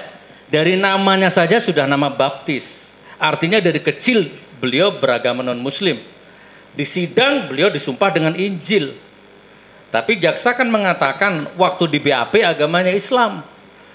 Begitu BAP selesai, entah urusan keluarga kan gitu pembelaannya jaksa. Terus pindah agama. Tapi kan fakta persidangan nggak begitu sebenarnya. Seandainya Bapak Andika waktu itu nggak menemukan BAP-nya, hilang ini. Nggak ada viral-viral begini. Nah, artinya tetap ada kecacatan di situ. Cacat etis, cacat moral. Nah tadi saya dikasih video baru. Ada tadi orang yang menunjukkan video saya. Video beliau ya yang dikompilasi. Dia di satu sisi beliau diwawancarai dengan orang dan mengatakan semua datanya komplit. Ini ditujukan kan masih baru semua itu. Ini datanya, ini nilainya, dapat 9 bla bla bla bla, komplit lengkap. Tetapi di persidangan beliau ngomong ada yang dimakan rayap, ada yang hilang, ada macam-macam. Banyak sebenarnya majelis yang mulia kecacatan-kecacatan ya, tapi sudahlah nanti itu Allah dan majelis yang memutuskan. Baik. Oke, saya rasa cukup. Iya, permintaan saya tadi yang terakhir sama saudara terdakwa, saya merasa jangankan dihukum sehari ya, apalagi nanti kalau dituntut sampai entah berapa tahun atau berapa bulan, sangat tidak layak. Saya serahkan kepada Allah. Insya Allah. Terima kasih Majelis. Cukup ya, saya rasa. Jadi untuk permintaan saudara ini kita sama-sama sarjana hukum ya. Jadi yang namanya dakwaan batal demi hukum sesuai pasal 143 itu yang pertama kan bisa dilakukan pada saat eksepsi. Saat ini tidak pada saat eksepsi, nanti di putusan kami. Kalau saudara minta tidak perlu tuntutan sidang ini diakhiri, ya nggak bisa dihentikan di tengah jalan. Kita semua tahu itu ya. Oke. Tolong dipahami, kami juga menjalankan hukum acara. Kalau hukum acara itu kita simpangi, dipotong di tengah jalan, ya kami semua juga diberitakan, diviralkan, jadi kita cuma diperiksa, gitu.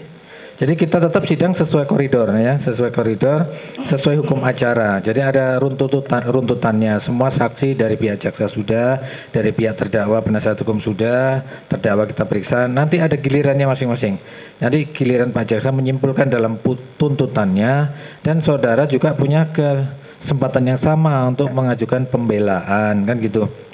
Jadi kalau permintaan saudara itu tidak bisa kita lakukan kok di tengah jalan majelis hakim menyatakan dakwaan batal demi hukum, sidangnya selesai sampai di sini, nggak usah bertele-tele ya. Itu kan berkali-kali saudara pertanyakan di persidangan, tidak bisa. Tetap sidang itu ya kami menerima berkas, jadi mulai periksa dari awal ya harus kita akhiri dengan putusan apapun putusannya nanti, yaitu nanti kamilah yang mempertimbangkan semua saksi. Ya, kami tidak memihak, sampai sekarang kami netral. Izin majelis bertanya, apakah dengan majelis memutuskan misalkan menghentikan persidangan ini dengan membebaskan Gus Nur itu melanggar KUHAP? Kalau di putusan akhir tidak melanggar, tapi kalau di tengah jalan sebelum ada tuntutan tiba-tiba majelis hakim memutuskan, ya tidak bisa toh. Kita kan sama-sama sarjana hukum. Bukan, pertanyaan saya bukan seperti itu. Pertanyaan saya adalah apakah itu melanggar KUHAP? Ya iya, kan tidak bisa dihentikan di tengah jalan kecuali ada eksepsi yang dikabulkan. Kalau ada eksepsi yang dikabulkan, nah itu baru tidak melanggar KUHAP. Saya rasa ini tidak perlu dibahas lagi karena kita semua tahulah hukum acaranya, kita hormati hukum acaranya. Jadi kalau tidak ada lagi dari majelis sudah yang mau bertanya lagi? Mau izin satu aja Mas. Saudara terdakwa ya, ini ketinggalan ini. Saudara mengatakan kan tidak melakukan caci maki segala macam kan, tidak ada. Coba saudara dalam keterangan kemarin kan mengatakan bahwa tidak ada kebencian kepada Pak Jokowi, tapi kalau tidak salah kepada rezim ya, kepada rezim. Bahwa saudara juga di konten podcastnya itu banyak juga yang saya ikuti juga. Ini pertanyaan saya, saudara tidak menyebutkan itu caci maki ya, tapi dalam setiap konten, tidak semuanya itu saudara kan panutan ini. Manutan bahwa punya pesantren segala macam dan punya punya pengikut yang saudara ini diposisikan sebagai contoh atau suri toladan. Yang ingin saya tanyakan, saudara kan mengatakan tidak pernah ngomong masalah caci maki, tapi saudara sering mengatakan jancuk, matamu picek, itu apa itu? Itu kalau di Jawa Timur keakraban. Sama, saya seperti di Jawa Timur juga. Iya. Tapi kalau ketika dilontarkan ini dalam bentuk emosional. Yang saya jancukkan itu koruptor. Oke. Ya, saya nggak pernah jancuk kepada fakir miskin. Enggak. Kalau koruptor. Matamu picek menurut ke seseorang gitu? Iya, matamu picek koruptor. Iya. Kenapa? Enggak, maksudnya itu apa, enggak terlalu kasar atau gimana? Oh, kalau matamu picek gitu. Enggak, itu untung matamu picek. Ya itu. Koruptor itu harus digantung bila berluar konteks ini ya Pak Jaksa. Di luar konteks. Di luar konteks Pak Jaksa. Tolong pertanyaannya berkaitan dengan perkara saja. Saya hanya berpesan lebih baik jangan berkata kasar Gus gitu aja. Oke, saya paham. Itu di luar konteks ya. Luar konteks. Ada sebagai teman enggak apa-apa, tapi kalau di persidangan di luar Jadi kalau koruptor itu dibilang matamu picek itu masih untung, Pak Jaksa ya. Harusnya digantung itu koruptor itu. Barakallah. Silakan Mati, ada? Sedikit ya, saudara terdakwa. Majelis. Ya. Tadi dari jawaban-jawaban yang saudara sampaikan, itu motivasi terdakwa spontan. Itu satu ya.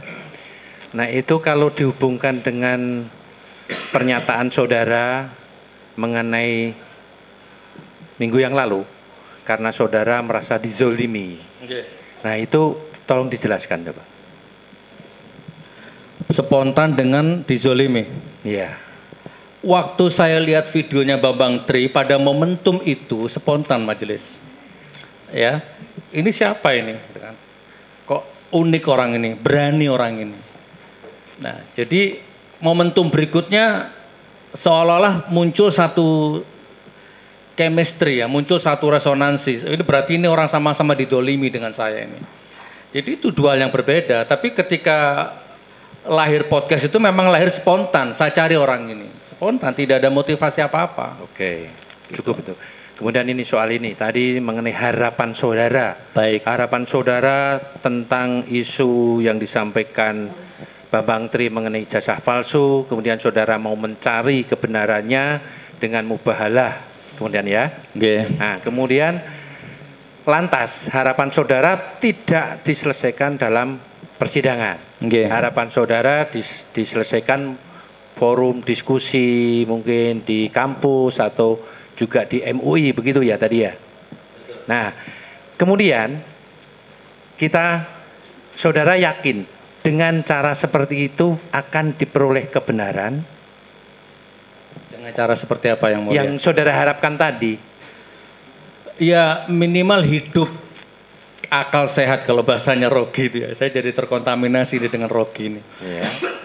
Kebebasan berpikir itu kan minimal hidup yang mulia ya. Kalau kita selesaikan di kampus, simposium, itu kan. Dan seandainya saya presidennya, mungkin akan saya selesaikan dengan cara begitu. Udah Bambang Tri, itu coba riset, ini selidiki, ini ijazah asliku udah. Ini Bambang Tri ini cerdas orangnya, dah bikinkan perpustakaan, bikinkan percetakan. Mungkin malah saya apa istilahnya ya, tak manjakan malah kalau saya punya rakyat kritis begitu. Oke. Kemudian di dalam diskusi itu taruhlah Jokowi hadir membawa ijazah. Ternyata masih ada pertentangan. Kertasnya harus diuji dong, sama enggak dengan kertas yang ijazah lama. Kop yang dibuat antara ketikan juga tidak harus bareng dong.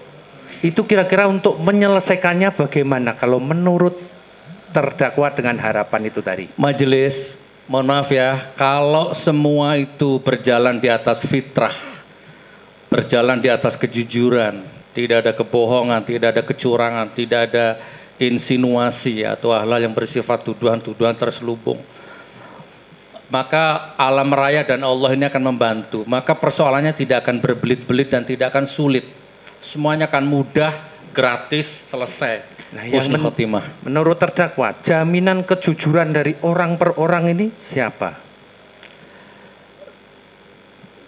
Gini Pak Hakim, seandainya saya ijazahnya asli, maka tidak akan seruat ini gitu loh. Bukan berarti saya mengatakan ijazahnya Pak Jokowi palsu ya. Saya punya prinsip seandainya segala sesuatu berangkat dari hal-hal yang tidak membohongi Allah, membohongi diri sendiri, tidak ada pertentangan antara batin dia dengan hati dia, dengan orang lain, maka semuanya mulus Pak Hakim. Itu rumus hidup saya begitu ya majelis yang mulia. Itu rumus hidup saudara. Iya. Nah, kalau negara kan mempunyai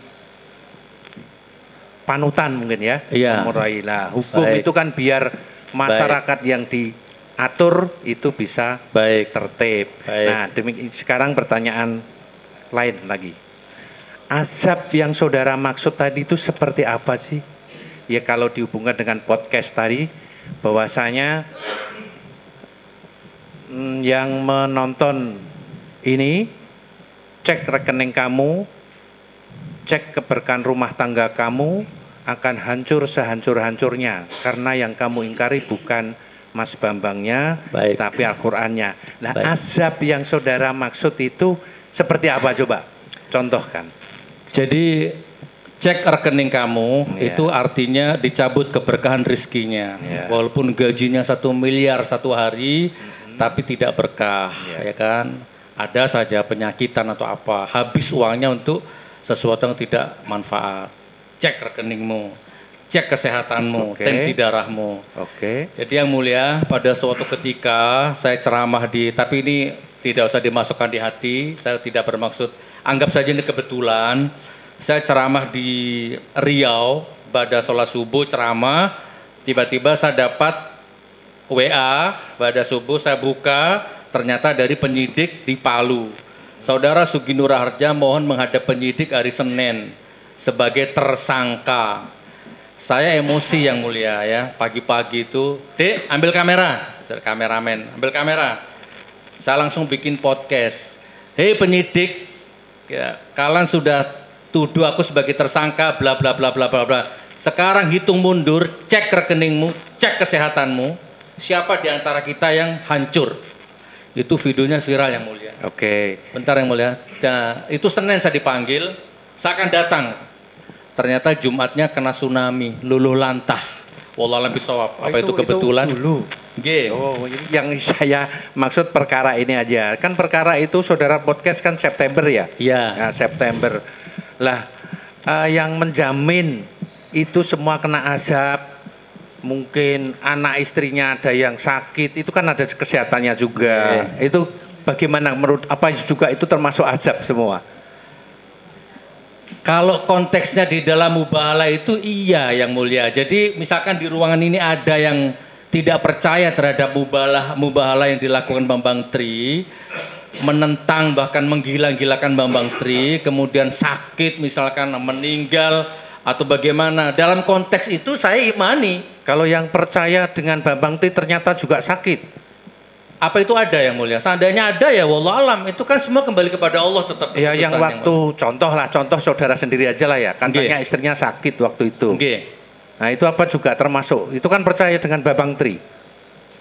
Istri saya nggak ikuti podcast. Istri saya kayaknya percaya nggak percaya itu nggak urusan yang mulia. Jadi istri saudara nggak melihat podcast. Kemudian juga penonton di sini mungkin juga merasa ini saya juga kena azab.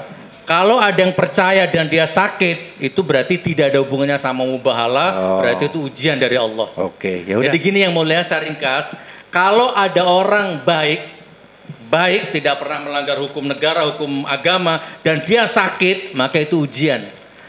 Tapi kalau ada orang yang sama-sama dijalani, maksiat iya, ibadah iya, kemudian dia kena penyakit atau kena musibah, maka itu teguran. Tapi kalau ada orang yang maksiat saja, kemudian dia kena mara bahaya, maka dia azab. Begitu majelis.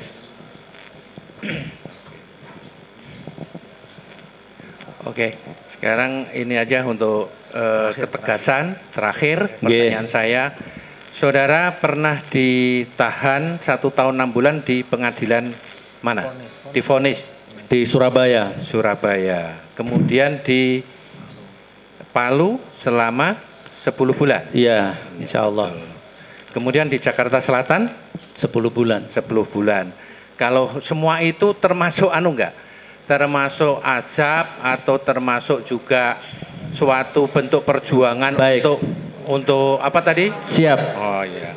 Baik, yang mulia. Agak panjang nggak apa-apa yang mulia ya.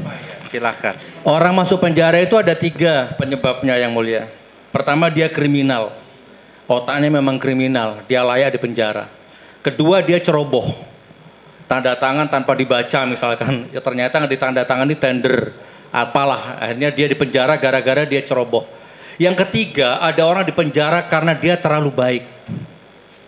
Ada Imam Abu Hanifah, ada Imam Hambali, ada Imam Syafi'i yang rujukan kitabnya kita pakai hidup sehari-hari.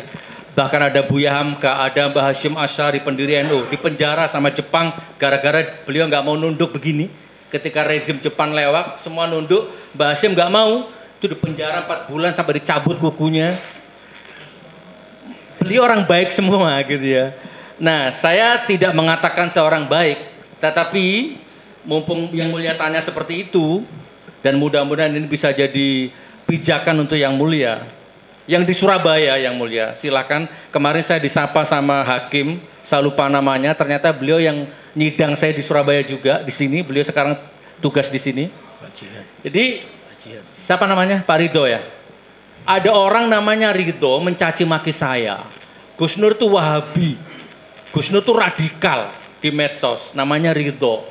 Saya balas dengan medsos. Bangsat, bajingan. Ayo ketemu. Wah gitu kan. Ternyata ada orang lain namanya Ridho yang melaporkan saya. Dikira saya mencemarkan nama baiknya dia. Padahal yang saya maksud Ridho ini. Bukan Ridho itu. Di pengadilan semuanya jelas, gamblang. Di pengadilan itu. Bahkan akunnya dipanggil sama hakim itu, yang Ridho yang melaporkan itu. Pak Ridho, ini Gus Nur tidak kepada Anda. Ridho itu, Gus Nur ini maksudnya ini. Akun namanya Generasi Muda NU. Pak Ridho ada hubungannya sama ini enggak? Enggak ada, saya enggak kenal sama dia. Harusnya demi hukum bebas saya. Yang saya caci maki dia karena dia memfitnah saya. Yang melaporkan saya dia, enggak ada hubungannya. Di pengadilan nggak saling kenal. Ini yang saya alami majelis, demi Allah ini yang saya alami. Saya nggak salah majelis, bukan berarti seorang baik. Gitu. Cukup. Kurang lebih ya, seperti saya itu. bertanya begitu tuh tadi tergerak dengan perkataan saudara. Saudara sebetulnya sudah dalam zona nyaman. Kalau dalam zona nyaman mungkin malah bisa lebih rumah orang miskin yang banyak saudara. Betul yang mulia. Coba bangun. saya kasih saran yang mulia. Gimana supaya saya bisa diam melihat kedoliman ini? Saya diam gimana caranya yang mulia? Lebih baik saya hidup sama anak cucu aja. Itu porsinya Allah. Oh begitu ya. Oke, saya cukup ya. Jadi terima kasih. Mungkin ada terakhir, mungkin statement terakhir. Baik yang mulia. Bismillah. Jadi seperti tadi saya katakan, orang masuk penjara itu karena kriminal. Karena dia ceroboh atau dia terlalu baik. Saya tidak berharap yang mulia menganggap seorang baik ya. Tapi ya gimana memang kita orang Islam ya. Saya tidak bosan-bosan di mubahalah 1000 Al-Quran sekalipun saya berani. Bahwa saya ini tidak ada niat untuk menjatuhkan orang, memfitnah orang, menyengsarakan orang. Yang saya marah itu adalah kebijakan-kebijakan yang selalu menyengsarakan rakyat. Hanya itu yang mulia. Dan itu pun saya pingin sebenarnya diam, tapi batin kecil tidak mengizinkan. Karena saya yakin hadisnya juga ada bahwa berteriak kebenaran di hadapan sistem yang dolim itu juga pahalanya besar di sisi Allah. Tapi insya Allah saya setelah sidang ini selesai, mungkin saya akan berubah cara saya. Karena kemarin anak saya paling kecil itu sampai saya nangis, Abi, kalau sudah bebas gak usah ngomong politik lagi katanya. Anak sekecil itu bisa ngomong seperti itu. Baik nak, insya Allah sayang. Saya udah janji seperti itu. Mungkin saya akan rubah polanya. Saya akan bermain lebih cantik lagi. Kurang lebih begitu yang mulia. Terima kasih ya. Terdakwa sudah menyampaikan unek-uneknya semuanya. Dan semua sudah menyampaikan pertanyaannya. Untuk pemeriksaan saya nyatakan selesai. Dan beri kesempatan berikutnya kepada penuntut umum untuk menyampaikan tuntutan. Kapan kira-kira bisa? Hari Selasa depan? Mohon izin Majelis Hakim karena proses tuntutan ini, karena ini kan perkara dari Bareskrim ya, terus kemudian Kejaksaan Agung, terus kemudian karena lokus tembusnya itu di sana, tapi memenuhi sebentar. Itu kami sidangkan di sini, kami harus menunggu petunjuk pimpinan dulu. Udah kami kirimkan, tapi belum ada keputusan. Masih menunggu. Kita soalnya dibatasi waktu ya. Di awal saya sudah sampaikan, mungkin kita dibatasi waktu, kita juga dapat teguran kalau lebih dari, tidak boleh lebih dari 5 bulan perkara yang selesai. Udah. Oke, gini aja, kita sesuai jadwal aja. Kita coba 1 minggu dari sekarang, hari Selasa. Nanti apa kalau seandainya belum jaksa bisa menjelaskan alasannya apa, gitu Jadi sidangnya ditunda 1 minggu untuk beri kesempatan Pak Jaksa supaya nanti ada kesempatan juga penasihat hukum juga butuh waktu juga untuk menyusun pembelaan. Jadi supaya waktu kita tidak bertele-tele, kami berikan waktu yang pertama ini 1 minggu kepada jaksa penuntut mengajukan tuntutan, sidang selesai dan ditutup. Untuk yang agenda Bambang Tri bagaimana? Lanjut habis ini kita habis ini ya, habis istirahat. Nah, langsung. Terima kasih. Yang mulia, berarti saya boleh kembali ke rutan tidak? Boleh. Sudah selesai, saudara. Oke, berarti tolong disampaikan ke pegawai kejaksaannya supaya ngantar saya ke rutan ya, karena kemarin nggak diantar Mas Bambang, gitu ya. Terima kasih. Pengawalannya kan dari pihak kejaksaan, monggo.